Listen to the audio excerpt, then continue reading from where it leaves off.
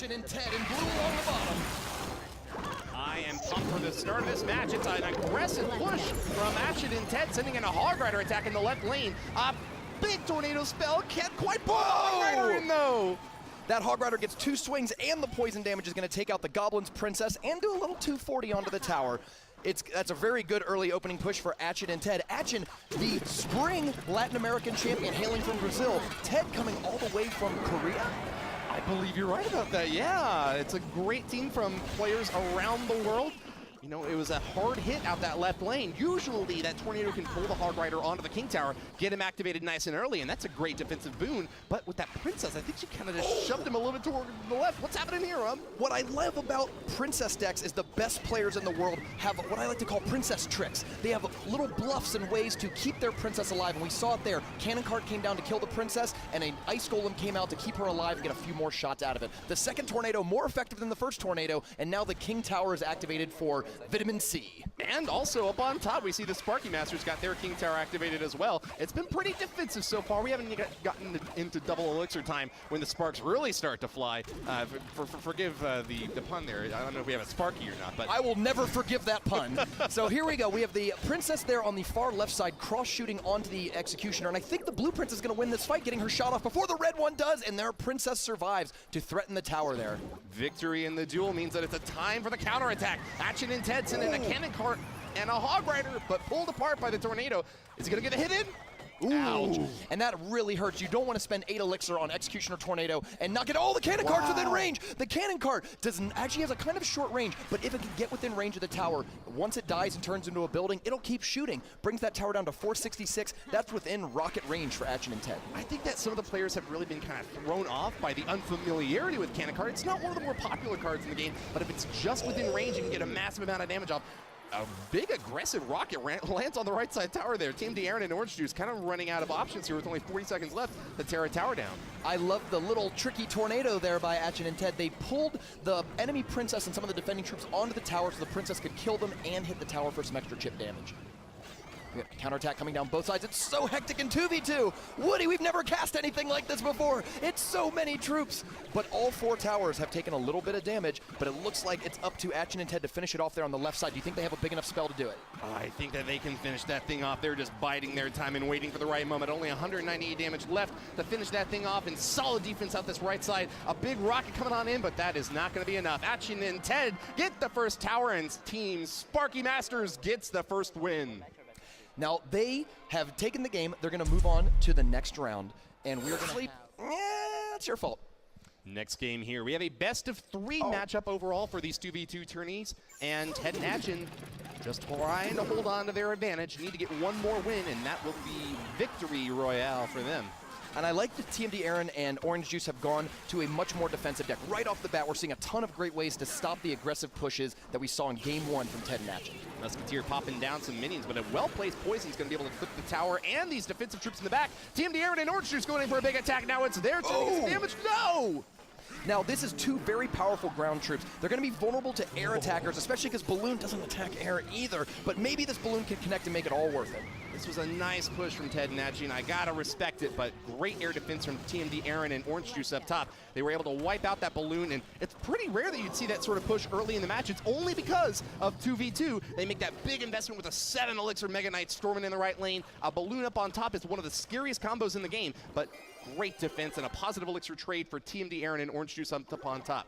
The other great thing about 2v2 is seeing interactions between cards you don't normally see together. It looks like one of the players on Vitamin C is playing maybe like a Lava Hound deck. I'm just seeing a lot of air troops, so it could be one or the other, but it's hard to say. Golem comes down in the back. That would actually also make sense. I expect this from a big tank deck. Oh, the Bandit gets onto the tower?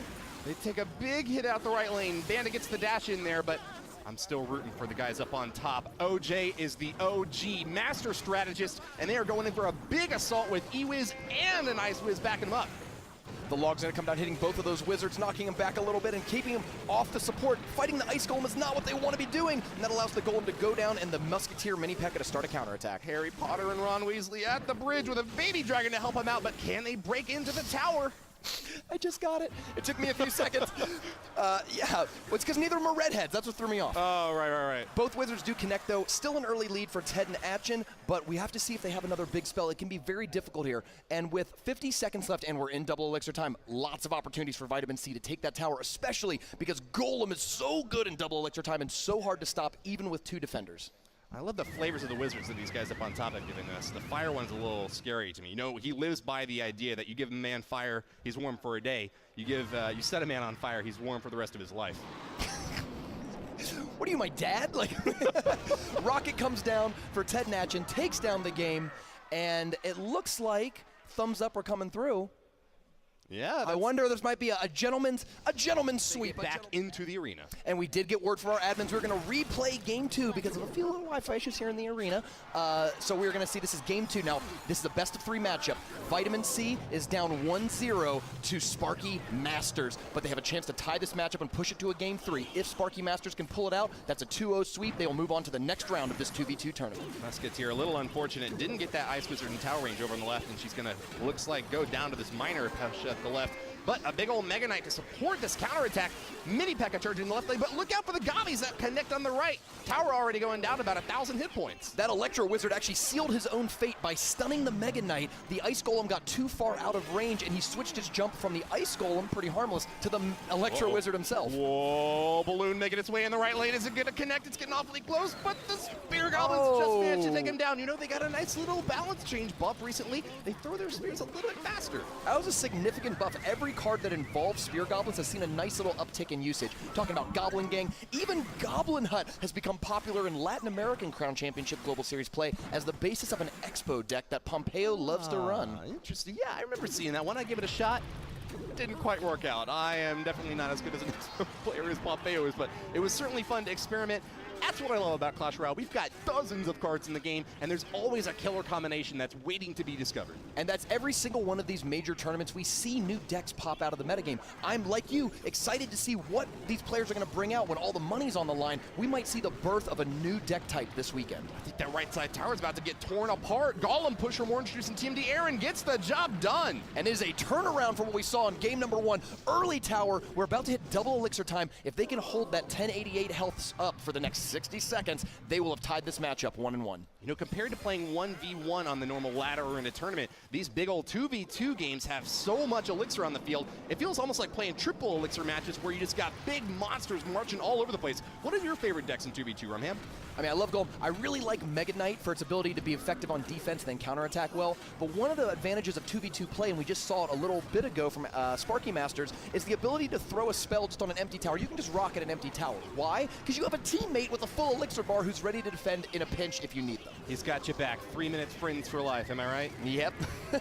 And here we go. We have a Golem push coming down. The big problem, though, they might be able to fireball or rocket that tower down, but their problem is that they can't stop this huge Golem push out of Vitamin C. You can't stop the rock. Whoa, psych, rocket it. I guess you could rocket the rock. That's the one way to do it. But still, a great connection for the red team. Anyways, the Mega Minion gets to the lock, and that thing's going down. Oh, the towers are traded with this 3 seconds to go, and there's no time left for Sparky Masters to catch up. Vitamin C ties it up. We are going to a Game 3 in this first round. Well done, boys. You know, you really put the Sparky Masters. Game number 3. As usual, we got Sparky Masters in blue along the bottom, and Vitamin C, red along the top. An early log is coming down. I think just to cycle and get it out of your hand, trying to get to the good stuff. Talking the Elixir Collector, the Golems. This OJ is from Concentrate. They are really trying to figure out what to start off with here. Haven't really committed just any elixir yet. Throwing some goblins and arrows down. Here we go. A big elixir investment out the right lane. Executioner marching down. You know, he could be vulnerable to a rocket, but if Atchiin and Ted don't have anything to send at him, he might be able to build up a big push on the right side. Executioner is one of the... Oh no, what a miss! He missed the tornado. The goal there was to pull the miner onto the King Tower. Missed the tornado just by 1 tile, but heads up play. Mega Knight came down, squished the miner very quickly to minimize the amount of damage onto the tower.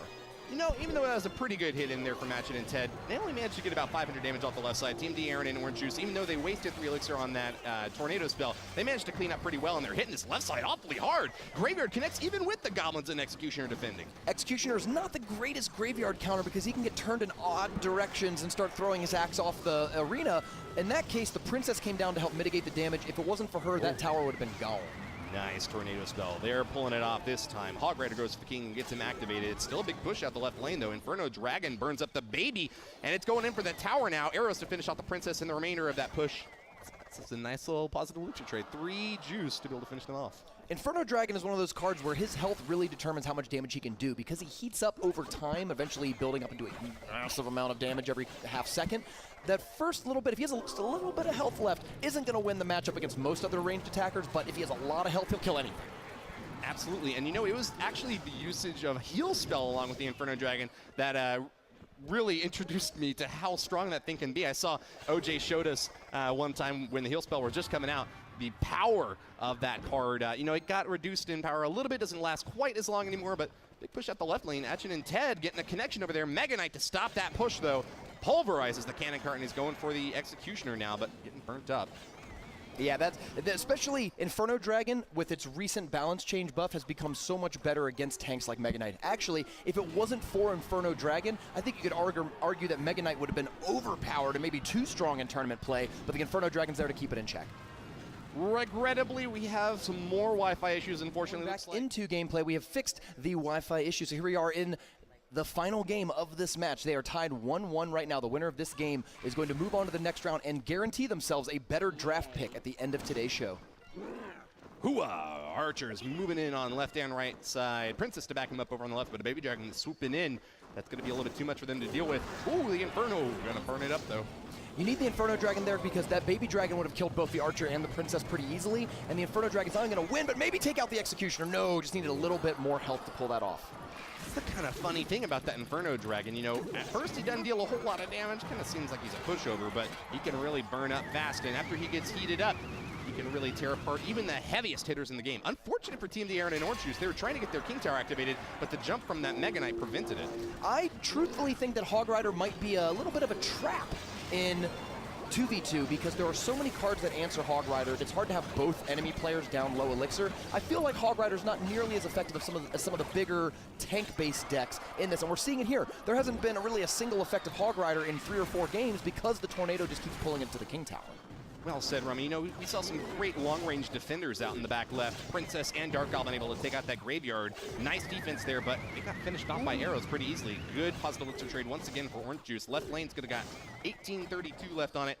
Executioner holding strong on defense for them. And you see why Executioner Tornado is such a beloved defensive combo. Even on offense, when you're counterattacking, you can Tornado all the defenders onto the King Tower and have the Executioner not just splash all the defending troops, but deal chip damage to the tower as well. And that's the kind of things that allow those Executioner decks to just run away with games. Hog Rider comes in, gets 1 swing, 2 swings, no, not 3, just 2.5 swings, and the half doesn't count. So here comes the Ice Golem. Swing. Yeah, 2 swing. 2 swing. We got Ice Golem Breaker. Here comes the bats. Now is there going to be a zapper poison for those bats? Yes, the poison will take him out in just 1 tick, and a second poison comes down to take out the Princess and Dark Goblin as well. Double poison. Am I seeing double here, or is that actually 2 spells dropped on that left tower, getting a lot of damage off onto the tower? Almost gets it down to triple digits, but not quite. We're going to need a big counterattack from Ted and Atchiin, though. Rummy, what can they put together here? When defense is this strong, spells become so good. When you can put an attack like Graveyard on your opponent's tower and force them to defend near the tower and then poison the whole thing, that is just brutal. Now, if I had to guess, I think Atchiin and Ted's best hope here is got to be defending with a bunch of these dragons and archers, avoiding the poisons with maybe like delayed placements, and then using the Mega Knight and Miner to tank the tower to push through. Nimble Hog Rider going to push off over on the left side and hit the tower, but it's looking like this next push is kind of fizzling. Ted and Atchiin have been leaning on this Inferno Dragon. Actually, so have TMD Aaron and Orange Juice in these key exchanges at the bridge. Who's going to break through here? Looking like the cannon cart might make it into the range. Oh, blocked by goblins, but a naked graveyard on that left side tower. Is it going to be able to get the value in? We'll see. It's getting so close. This poison. Oh no, the poison activates the King Tower. That means there are 2 more towers there to defend against future graveyards. That's a little bit of a misclick, but I don't know if it's going to bite them because they're so close to winning this game already. Very aggressive move. They're about to soak a Hog Rider on the left side.